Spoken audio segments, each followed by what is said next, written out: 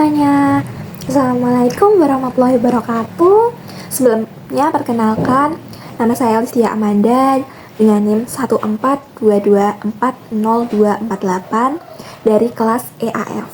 Nah, di sini saya akan mempresentasikan tugas mata kuliah bisnis digital. Nah, kali ini saya akan mempresentasikan tentang analisis hasil kasus redesign UI UX aplikasi PNM Digi Karyawan dengan metode design thinking. Nah, sebelumnya teman-teman tahu nggak sih aplikasi PNM Digi Karyawan ini? Nah, aplikasi PNM Digi Karyawan ini adalah sebuah layanan digital khusus untuk karyawan PT PNM yang digunakan untuk melakukan sebuah absensi, pengajuan cuti, dan bisa juga untuk mengelola saldo Digi. Nah, fitur-fitur yang ada di aplikasi PNM Digi ini lumayan lengkap. Nah, kayak presensiku, kemudian ada saldo Digi, dan sebagainya. Terus, kalian tahu nggak sih kenapa aplikasi PNM Digi ini diredesign? Nah, aplikasi PNM Digi ini diredesign karena banyak pengguna yang menginginkan perbaikan pada antarmuka pengguna dan beberapa aspek kualitas aplikasi. Kenapa redesign ini menggunakan metode design thinking? Karena di metode design thinking ini bisa digunakan untuk meningkatkan kepuasan dan efektivitas pengguna. Sebelumnya, kalian tahu nggak sih metode design thinking ini apa?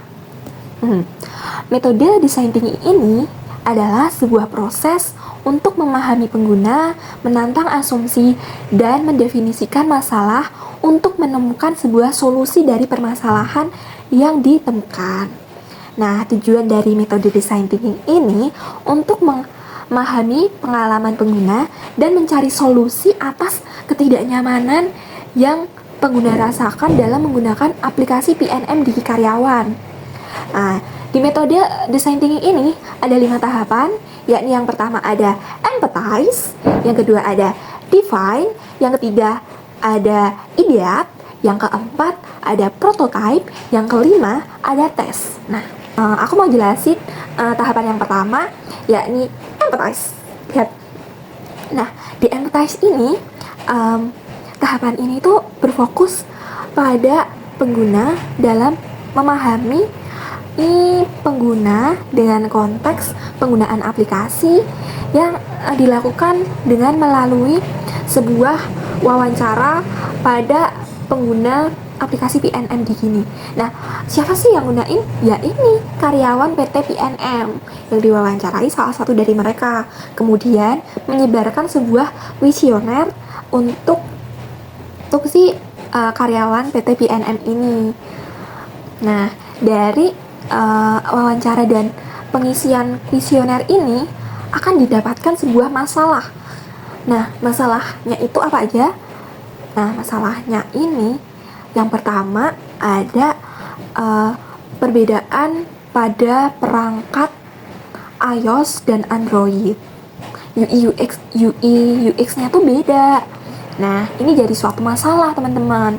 Yang kedua, ada proses transaksi ini terlalu rumit dan memakan waktu, jadi nggak efektif. Terus yang ketiga itu kesulitan pengguna dalam menggunakan fitur IDS karena nggak ada panduan buat gunain si fitur ini. Jadi si pengguna ini bakal bingung dan kayak, ini gimana cara gunainnya ya? Nah, yang keempat itu masalah pas absen. Kadang sistemnya error dan nggak ada pengingat absensi. Jadi si karyawan ini tuh bisa ya error. Jadi kayak harusnya cepet kan absen nih, harus absen, tapi gara-gara sistemnya error jadi lama, terus lupa. Nah, yang kelima itu adanya pengguna yang merasa terganggu sama tampilan banner pengumuman yang sama setiap pengguna ini membuka aplikasi PNM ini. Jadi kayak mungkin desainnya monoton, terus ya kalau setiap hari kita buka aplikasi terus lihatnya banner yang sama terus kan bosen ya, jadi nggak nyaman. Terus tahapan yang kedua, define. Nah, di define ini tahapan yang mendefinisikan dan menganalisis masalah utama dengan teknik pain point dan affinity diagram berdasarkan masalah yang ditemukan di tahapan empathize. Nah, di teknik pain point ini kita dapat mengetahui masalah utama yang dirasakan oleh pengguna PNM Digi karyawan ini. Ada 4, yakni proses transaksi di saldo Digi yang terlalu rumit, kemudian sulitnya pengajuan cuti karena minimnya panduan, kemudian kendala saat absensi akibat errornya sistem. Nah, yang keempat ini tampilan banner pengumuman yang monoton, terus visualnya nggak rapi, jadi pengguna merasa kayak kurang nyaman ya dengan adanya tampilan yang itu aja. Nah, itu. Terus teknik yang kedua ada affinity diagram, di mana kita mengelompokkan permasalahan di 3 kategori. Nah, kategori yang pertama itu ada transaksi, di mana di tahapan transaksi ini terlalu banyak tahapan yang membuat proses transaksi ini tuh nggak efisien, memakan waktu, kemudian ribet banget, banyak banget tahapan yang harus dilalui, jadi terganggu kan. Kemudian yang kedua di kategori absensi, di mana di absensi ini tuh sering terjadi error, terus jangkauan scan QR ini tuh terbatas dan tidak ada pengingat absensi untuk pulang, jadi pengguna bisa aja lupa. Nah, yang ketiga, kategori ketiga itu ada EDS, Employee Digital Service, di mana fitur pengajuan cuti, izin, sakit, sulit karena fiturnya itu lambat, terus nggak ada panduannya. Habis itu dari nggak ada panduan, ya sama aja kayak kurangnya sosialisasi fitur kan, jadi pengguna merasa bingung gimana cara gunainnya, gimana sih ini. Nah, itu. Terus tahapan yang ketiga itu ada idiot. Nah, idiot itu proses transisi dari masalah ke solusi dengan fokus menghasilkan ide menggunakan 2 teknik. Yang pertama, teknik how might we dan solution idea sebagai dasar prototype. Nah, yang pertama, di teknik yang pertama itu how might we, di mana teknik ini mengubah bentuk permasalahan dalam sebuah kalimat pertanyaan. Nah, gimana sih maksudnya? Nah, contoh permasalahan yang tadi di kategori transaksi. Bagaimana kita dapat menyederhanakan proses transaksi agar tidak memberikan sebuah kayak jadi memakan waktu kan. Jadi, gimana cara menyederhanakan proses transaksi aplikasi ini? Nah, seperti itu. Terus yang kedua, masalah absensi. Contoh pertanyaannya kayak, bagaimana kita dapat menerapkan pengingat yang efektif untuk absensi? Nah, terus kemudian pada fitur IDS, bagaimana kita dapat menyederhanakan proses pengajuan cuti, izin, dan sakit? Kemudian, bagaimana kita dapat menyediakan panduan atau tutorial yang jelas di dalam aplikasi? Dari situ, ke teknik solusi. Nah, solution. Di solution ini, pasti kita mendapatkan solusi dari masing-masing kategori permasalahan.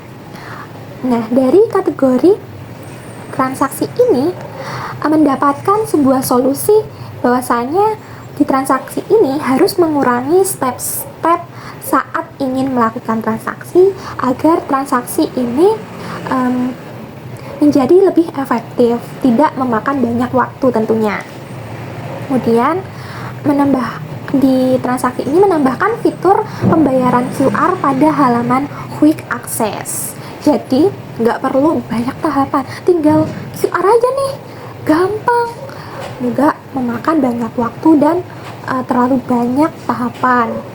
Kemudian di kategori absensi itu solusinya memberikan sebuah fitur notifikasi pada aplikasi sehingga pengguna ini tuh nggak sering lupa.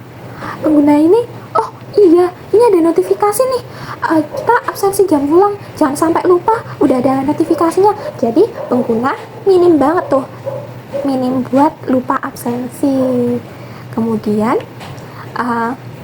di fitur kategori IDS ini memberikan solusi sebuah fitur panduan untuk memudahkan para pengguna pemula dan dalam menggunakan fitur IDS. Nah, kayak memberikan sebuah video tutorial kayak gitu.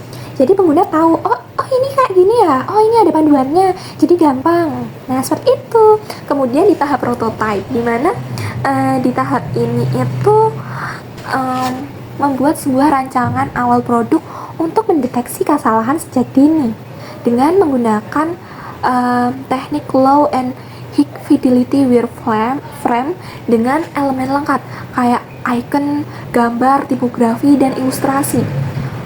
Yang pertama nih, di teknik low fidelity wireframe itu tuh dilakukan dengan cara distribusi submenu, kemudian penempatan atau tata letak elemen, serta pembagian fungsi halaman.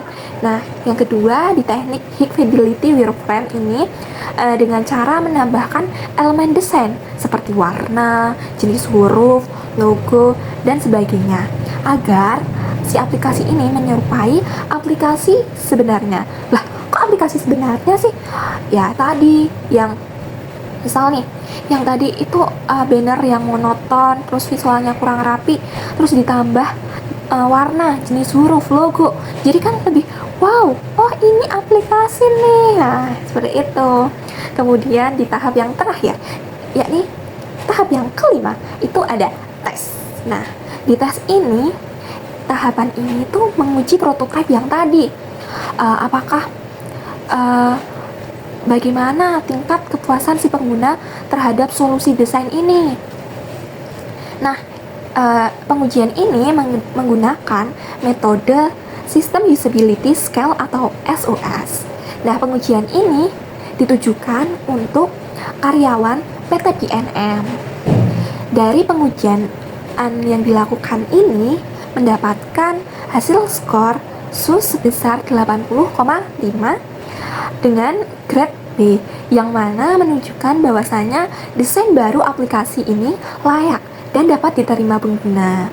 Nah, dari redesign UI UX dengan metode thinking ini terbukti berhasil meningkatkan kemudahan, efisiensi, dan kepuasan pengguna, di mana berhasil meningkatkan kenyamanan pengguna di 3 fitur utama, yakni yang pertama transaksi digi, yang kedua fitur absensi, yang ketiga di IDS Employee Digital Service, di mana pengajuan cuti, izin, dan sakit itu dipermudah, diberikan sebuah panduan tutorial seperti itu. Jadi aplikasi ini itu sebaiknya dikembangkan dengan menambahkan sebuah panduan interaktif dan memperjelas fitur agar makin mudah digunakan oleh pengguna, terutama nih pengguna baru. Pengguna baru itu perlu banget panduan. Nah, sekian presentasi dari aku tentang redesign lain aplikasi PNMDG dengan metode design thinking. Terima kasih. Banyak kurang dan salahnya mohon maaf. Wassalamualaikum warahmatullahi wabarakatuh. Bye-bye.